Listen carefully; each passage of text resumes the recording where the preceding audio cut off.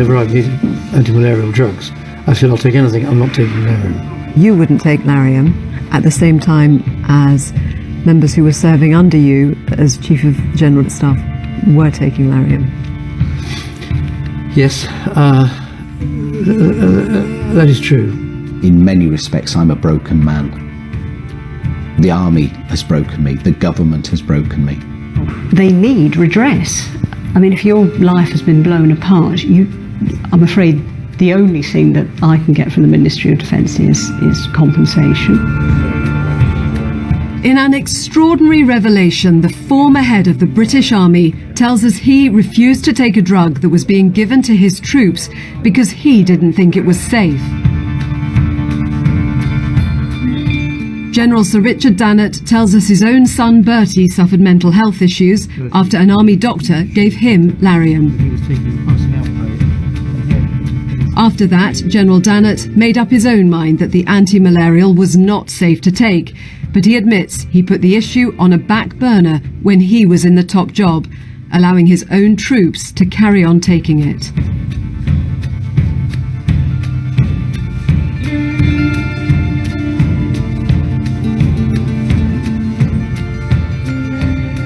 My middle son, who was prescribed Lariam, he was in Africa shortly after taking his first couple of doses and became very unwell very quickly, was flown back to the UK.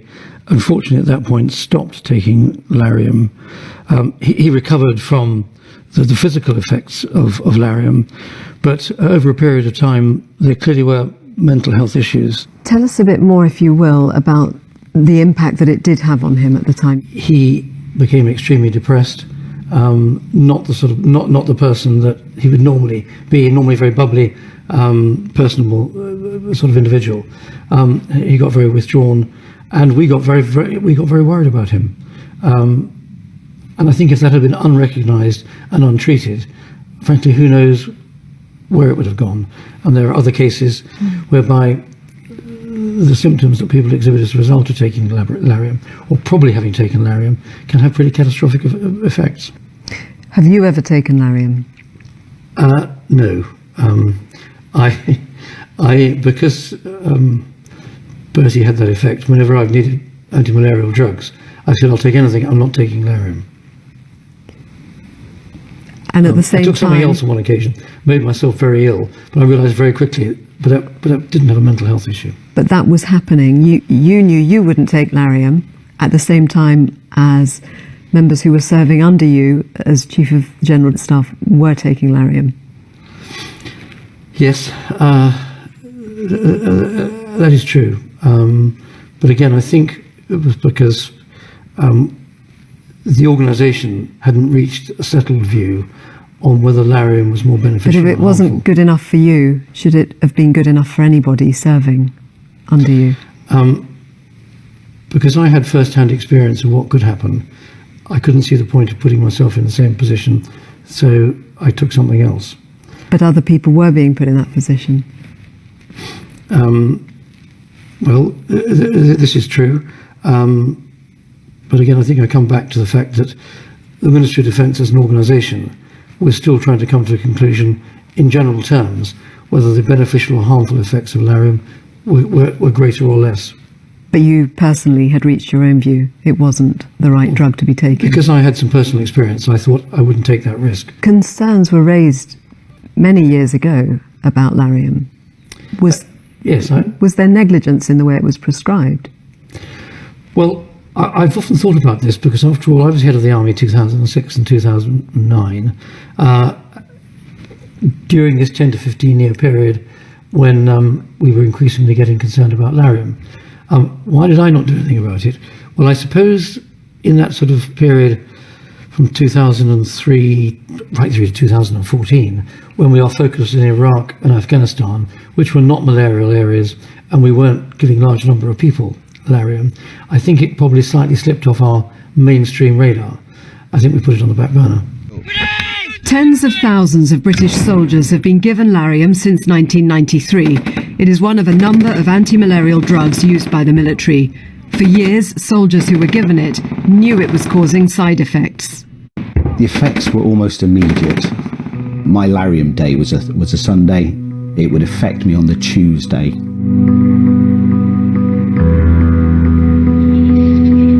Anything could be misconstrued. A look, a phrase, a word, something completely innocent in somebody else's eyes, but it would be enough to trigger a reaction. But it was a reaction that you knew you were doing, but you couldn't help yourself. You couldn't stop it. It was as if the wiring in your brain had completely gone or completely rewired. You knew it was going on, but you couldn't stop it. I do get depressed to the point of suicidal thoughts. That has crossed my mind on a number of occasions. And how do you come through that? I have a little girl now, and she needs a daddy.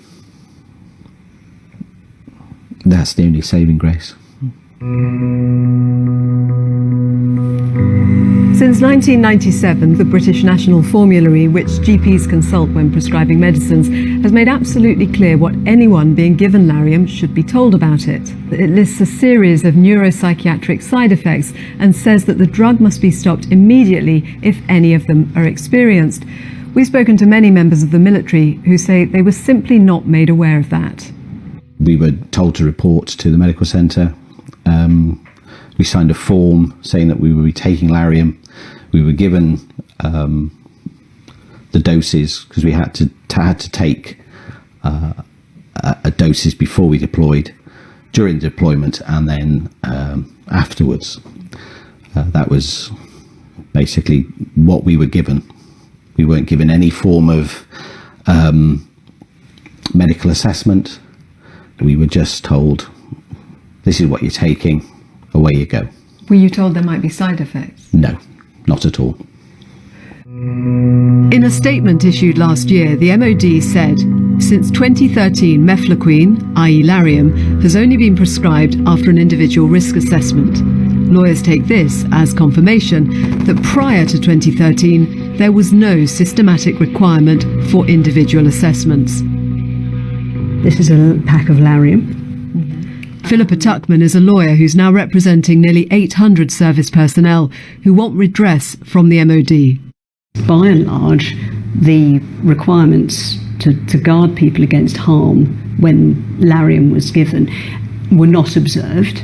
I think potentially thousands of people have been harmed by it in one way or another, and some short term, some really very long term. I think that the use of Lariam and the failure to take the basic, absolutely compulsory precautions on the part of the MOD does, I'm afraid, illustrate something I've seen in a lot of other cases, which is a failure to see the individual serviceman or woman as a person who is entitled to absolutely as great a duty of care as the rest of us would expect in our civilian lives.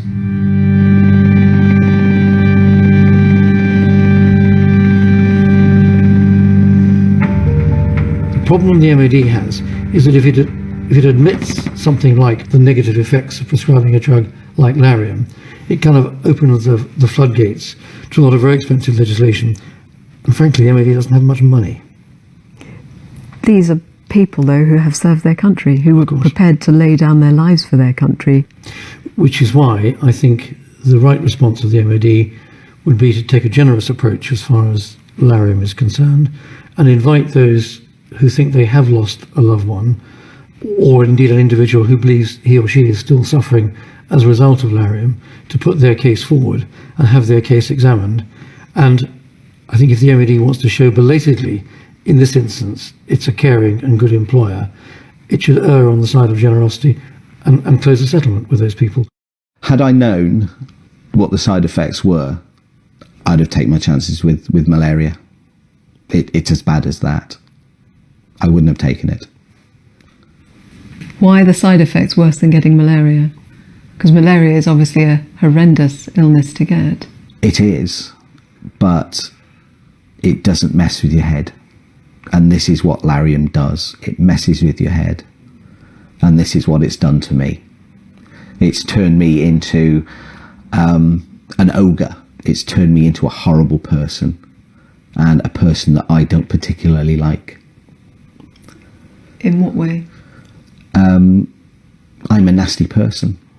I can be a nasty, violent person, and I can only attribute it to having taken this drug. A group of senior MPs have backed what the lawyers and soldiers have said.